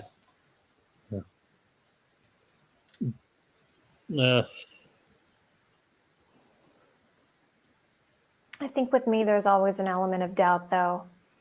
Yeah. But I do think that the doubt is more prevalent in myself because of learned experiences the hard way. Many instances, I will feel that something is going to happen, but then it doesn't happen. And then I'm like, you better watch yourself and check yourself, because, you know, you're not a future teller. You're not, even though I might feel very strongly. I could give an example maybe in like finance, like an area your husband is particularly interested in, where he's probably seeing that a lot of these, because I think most of the people in finance are like SJs, some STPs, but like, it's like, why can't these people see the dots? Why can't they see how things are? They're so stuck in the old way of thinking, like they're, as Peter Schiff would say, they're executing the algorithms of, you know, it's like they just think, an example of, oh, high inflation. That means you buy the dollar because it means in the past they're going to fight inflation and raise interest rates. But those like old sort of paradigms don't work anymore. And they're just sort of like, and I suppose, does he get like upset or say anything like, why can't they see that this is going to happen? Is there any of those kind of moments? Well, it's kind of, you know, when you know someone so well, you just look at them and you don't even have to say it. Like, so many things with us go without saying. I already know what he's thinking and how he's feeling about it, because I feel the same way about people. So yes, absolutely, he feels that way, but doesn't often say it because he doesn't need to say it. It's just implied when he brings up like an article on Bloomberg, and we just like, I'm just looking at him like, yeah, I mean, come on. We're both thinking it, but he doesn't. I mean, it just is what it is. But yeah, I mean, and it extends to so many other facets of life. It's like, why don't these people see this? But then again, this is where the doubt has embedded itself in my mind as something I've learned because of, yes, it's good to plan, and yes, things might go to hell in a handbasket, but in the event that it doesn't, it's like, it might be better for me to plan for my own mental sanity, but I don't want to direct someone to, like, especially if it takes a bunch of time and effort and energy and it's not going to be something life-sustaining for them down the road. It's like, I could be wrong. I don't want to waste their time. And because of learned experiences, I've been wrong in the past. I'm just going to keep my mouth shut. So, Hailey, I'm thinking in terms of this episode in this series, is that if we finish after we've done this slide, then we can at least say we've covered the subfunctions and discussed them, and maybe end up like being 5 episodes or something, 5 parts, because we are covering this in more depth than I've seen. Someone might have done a better series on NI, but we're going to try and make this the best series on NI. Try to cover all the bases. Yeah. So yeah, that sounds great. Do you think so, Jonathan and Hailey? Do you think it's fair for me to put this in that category of assertive? Well, again, for me, it goes back to developing. Right. I mean, you're doesn't matter what you're thinking about. You're taking something and saying, how can this play out? Yep. This, like, with this factor, with this factor, with this factor, like all these different things play in. It could, like, and so, I mean, that's just something that I find that I do naturally. I'm very good at it. And so, yeah, you'll be able to predict certain things and say, this could happen. This has a high probability of happening. Will it happen for certain? I don't know. Learned experiences have told me never to say this will happen, but this has a high probability of happening. I think I probably need to, like, here's an example. I think I need to improve this one, but I'm not really quite sure how to I think it. I would get rid of art. I'm not sure what, if you could define what you mean and why that's there. Do you mean like as opposed to like there's an art to intuition? Like not so much like art as in paintings and all that, but it's like the art of rather as opposed to science. Yeah, I think it's like as opposed to a rational thing. Well, again, no, I think it's like the impetus to paint some. It's like that thing of when I mentioned before about thinking in the right direction, of like maybe having an intuition to paint a certain thing before you visualized it internally. It might be the invisible hand of guiding you to picture a certain thing and to paint it. So maybe the thing that's there before the SI. Like, so it's like so it's like if NI could speak, it's like go in this area over here and visualize this, then paint that. I would just like to protest for a second, because those who aren't good at NI, because I'm not happy with this definition. But those who aren't good at NI will have to work to go in a different, I won't say the right direction, because I don't think that's the correct word here, a different direction than they would have otherwise normally gone. But, if they didn't put more time and energy into, let me develop this course of action versus this potential versus this potential versus this potential. Whereas someone who's good at NI will do that naturally. They don't have to put energy into it. It just comes. They're thinking this way, this way, this way, this way. But go on. It's not unconscious. Like, people who aren't good at this have to put energy into developing different contingencies, different, outcomes, different paths.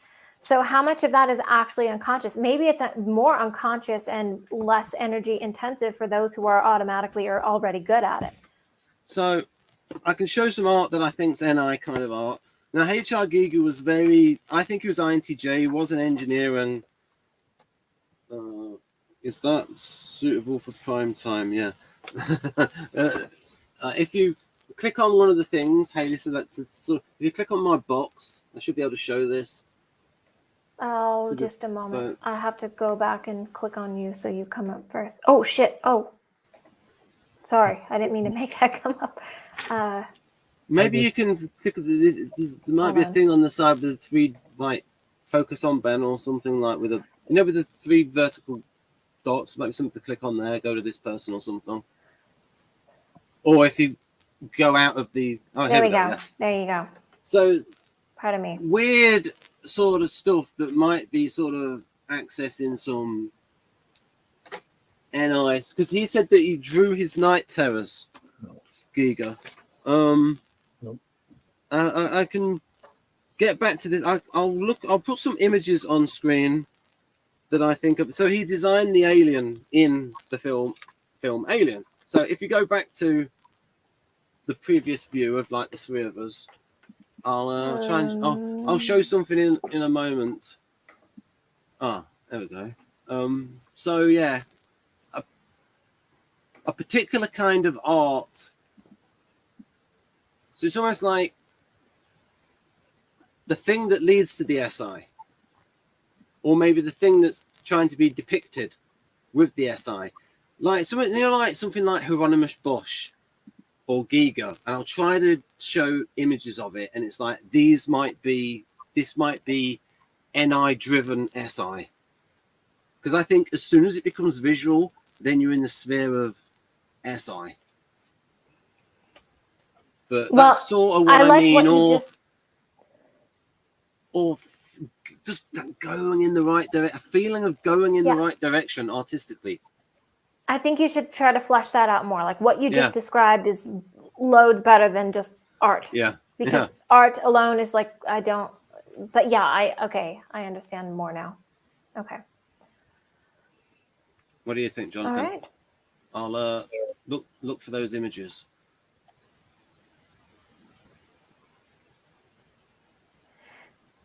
Tell me where I'm going wrong. Jonathan.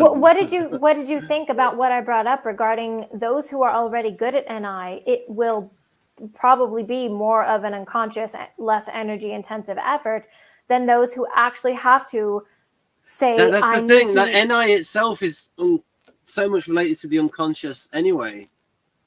Well, I mean, for me, I have a I lifetime agree, though. of doing it. It just happens. Your lead function and like the EEG correlates of it show that there's not a lot of brain activity when people, because they become so efficient at it, they can do activities related to the lead function rather easily. It doesn't lead to a headache.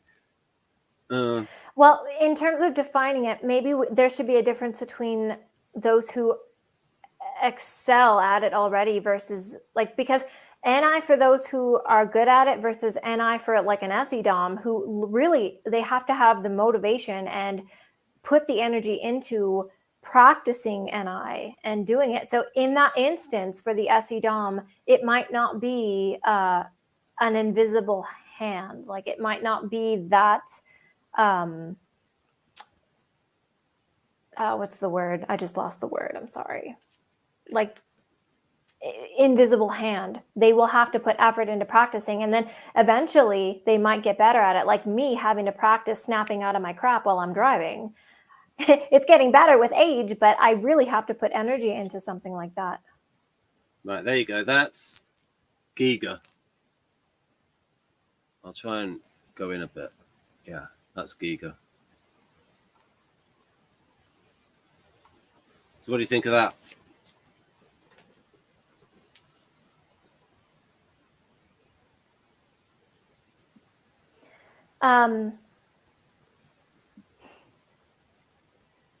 So and that's his version of the Jonathan. Have you read June? I have not read it. I've seen the movies. So that's his version of the Baron Harkonnen's castle, and this was from Jodorowsky's unmade version of Dune. I have to go in a moment because I've got an important email too. Okay, but I want to get these subfunctions finished. Right. So do you think there's some NI going on in this? Or fueling this, behind this? Yeah. I don't know. I mean... Over. No. Yeah, I know what Giga is. That helps. Right, so it's like getting a little bit... Obviously, I would be thinking like 5 line 4 as well. Pardon? Obviously, I'm thinking 5 line 4 as well. Enneagram wise. Yeah, probably. Also, when you see him in interviews, he had that reduced affect display. Sorry, Hailey. Oh no, it's okay. Go ahead. No, I'm out. But if I know Jonathan's got to go. So if we can so now on this the harmonizing part of SI. Yeah. This is the only thing I could think of. Yeah, I was talking / flirting with an ESTP earlier today about this exact topic. It wasn't actual flirting, but it was not. But you're SX less, Jonathan. How can you flirt? Yeah, that's exactly what we're arguing about. Or being teased about it.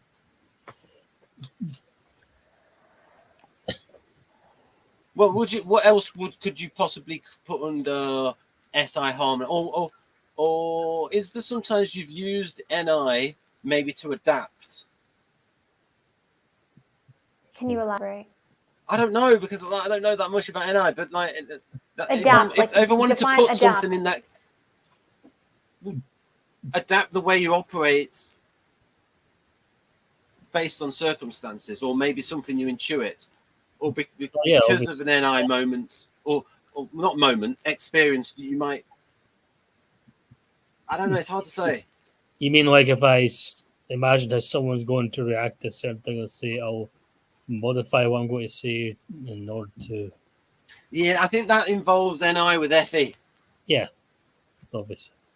Yeah, I mean, it's the same for what I'm doing. Like, I'm trying to pinpoint how certain algorithms work so that I can make what I'm doing more efficient. And I'm adapting what I'm doing to be able to manipulate the algorithm in certain ways. Like, but that's NITE. That's, Yeah, I mean, it also might be TE harmonizing, and in Jonathan's case, FE harmonizing, adapting to the other person and the group. I would put under FE harmonizing. I mean, you can have FE assertive, where someone actively asserts a moral principle and in sort of righteous indignation. So is that true, Jonathan, that thing in H?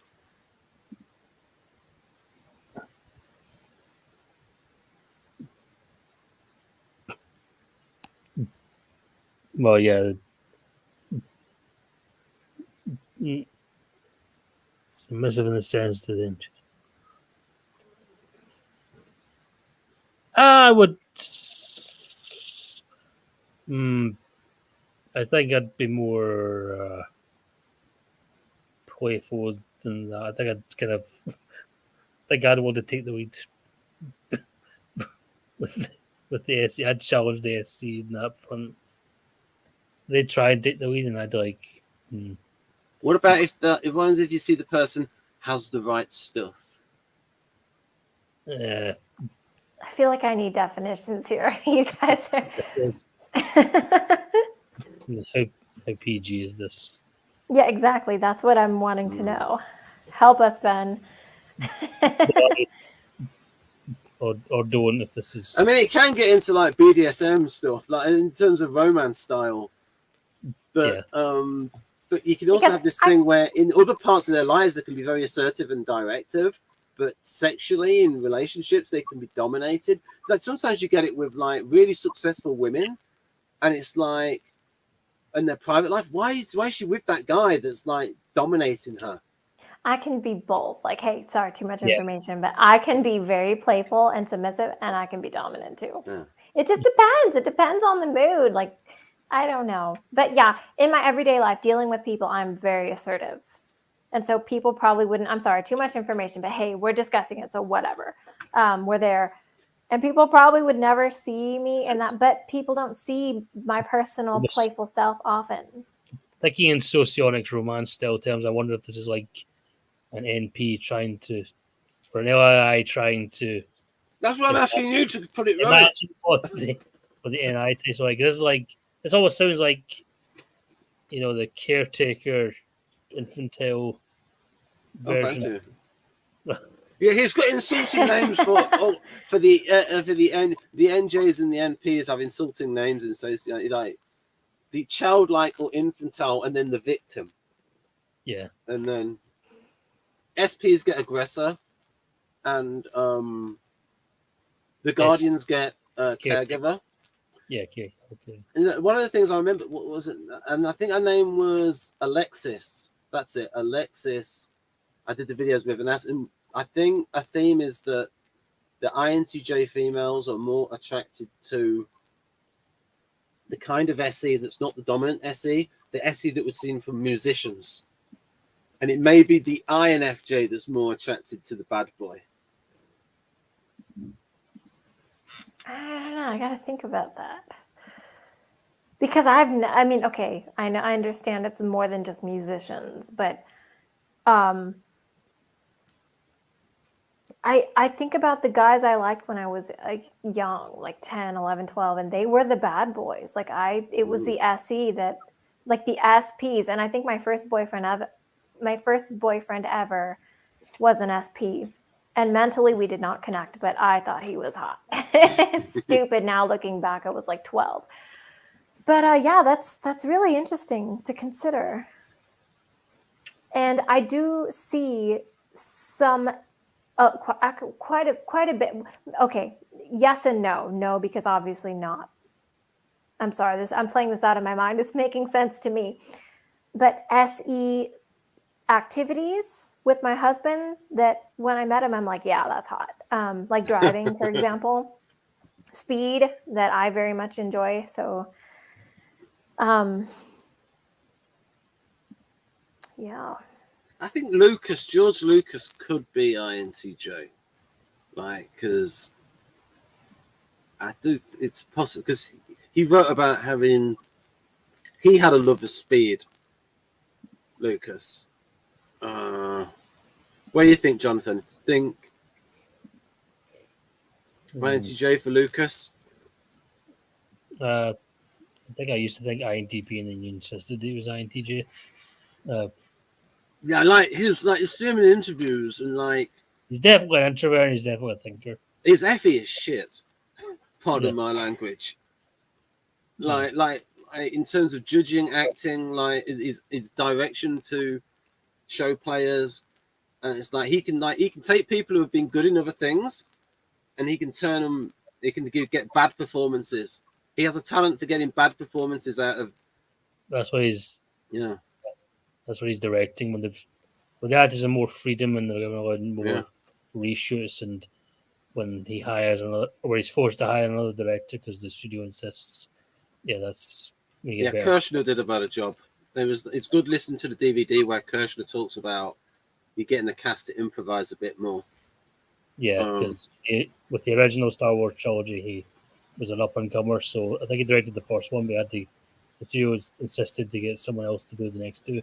But when he made those, he was much more successful, much more powerful when he directed them all himself. Oh, he did every scene in like one or two shots.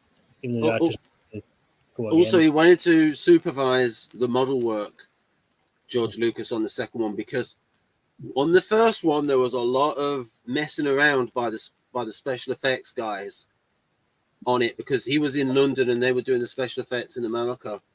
And on the second one, because he was putting all of his own money, he was self-funding the second one.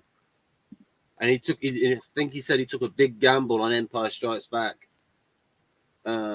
He funded a lot of that himself. So that was where he made a lot of his money. Yes, he made a lot of money on the merchandising from the first one. But the second one, he put a lot of his own money into it. And I think he had a stressful experience on the first movie. And I think he wanted to concentrate on the special effects. And then he brought in his old college instructor, Erwin Kirshner, to direct it. Yeah.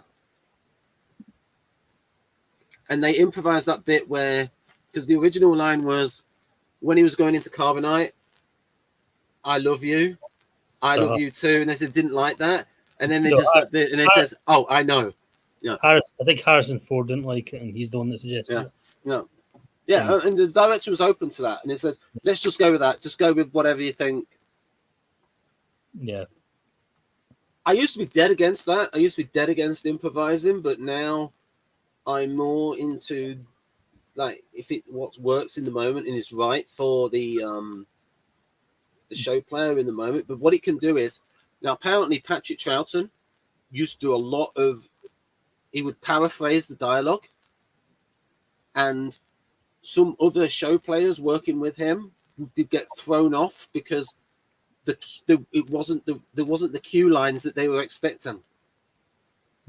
Whereas if you had somebody acting in a different way and acting more in the moment, then that shouldn't have affected. Because if you're thinking too much in terms of that's your cue line, that's what I say, you're not really acting properly, in my opinion.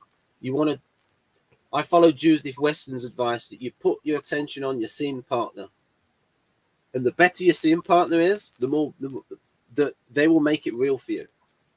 I wonder if he's actually ISTJ, George Lucas. I did consider that as well, because an FE. Yeah, I remember him saying. FE Polo, I see in him. Yeah, I do remember him saying, like, giving a lecture. He says people were asking what all the different meanings of Star Wars wasn't all that. And he says what Star Wars really means is that there's these good people and then there's these bad people and they're fighting. Well, it's very simple. Yeah, but if you listen to the commentary on episode, have you heard the commentary on Attack of the Clones?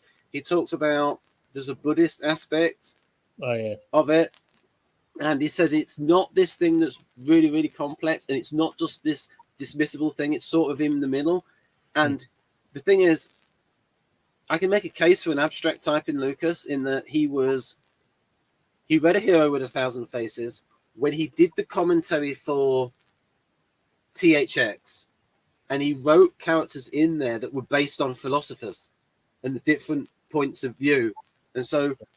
And Lucas knew a lot about science fiction, that he ripped off stuff like he ripped off Coruscant was Trantor in Foundation, the planet that's a whole city. And there's strong evidence for elements that he ripped off from Dune, even including they did a book of Dune where Leo or his son turns into a big slug on a dais, and then a couple of years later you get Jabba the Hutt.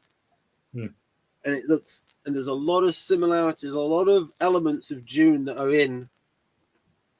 So he had a lot of interests that, of course, not everyone who's into science fiction is abstract, but he had, and also, like, he knew a lot about science fiction, and there's stuff about philosophy, and he would name some of the characters.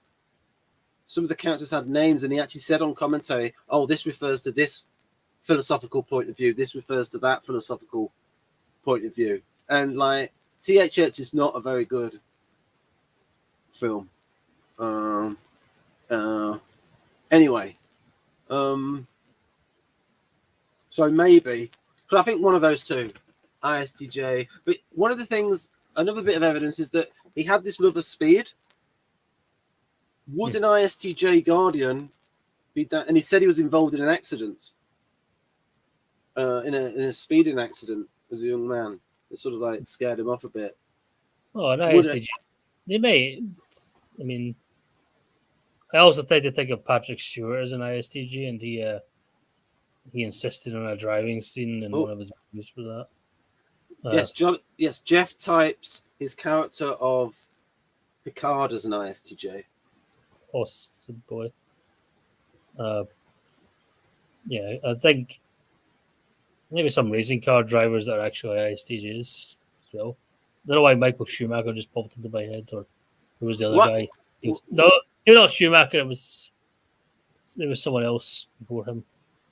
Anyway, I can't. Anyway, why did I bring up George Lucas? What? Why did I bring up George Lucas? We were talking about INTJs and then and love of driving speed, or whatever. Speed. That's it. Yeah, because then Lucas, he put the so Lucas had a love of speed. Yeah. So that might be SE suggestible, like Hailey, like that, speeding along. I think if I was a racing car driver, I'd probably die. Yeah, me too. That's I'd love it. That's like if I've got a terminal illness and I don't have long to live. That's how I'm going out. Well, I would love to get like a bike, a crotch rocket, but I know I would kill myself. Ben's looking a bit like Stephen Hawking right now. I'm sucking a sweet. Thank you. Sorry, just the way, just your angle there, like. Right. Okay. That's what I would think to say. Yeah. Okay. Well, take this out of context, Jonathan. INTJ all along. I remember Jonathan. We could sort of finish with this. Now, I remember Jonathan's reaction when someone suggested he was INTJ, and he was like, "What makes you say that?" What was that accent? That accent was a terrible Scottish accent. Yeah, it was. Right. Yeah. So probably another part in future, folks. But we can sort of leave with this. Like to Hailey, this is like obvious, but maybe some NFJs need to know they have to have a plan to execute, because loads of people have dreams and but they don't plan. And I think this is an example of NI with TE. I just feel that if the motivation is strong enough, it just will happen. like the planning will happen.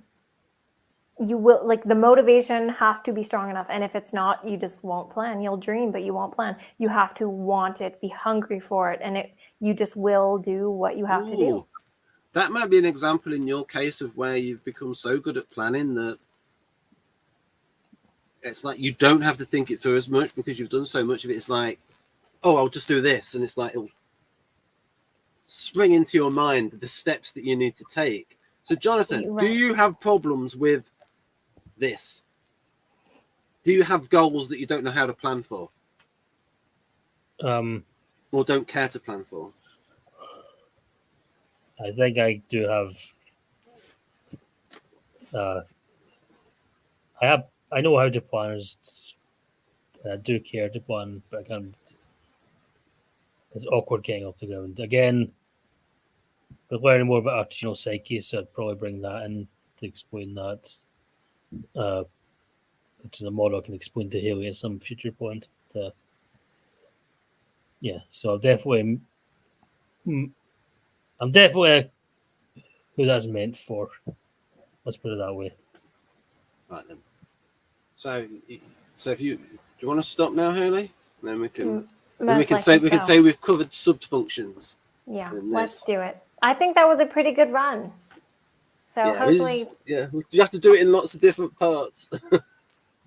Well, as many as are needed to get to, So hopefully that was interesting and provided some information to individuals who were curious. But yes, we are running over 2 hours, so I think it's about time to call it. So thank you, Mr. Ben and Mr. Jonathan. And next episode, we shall continue for part 3.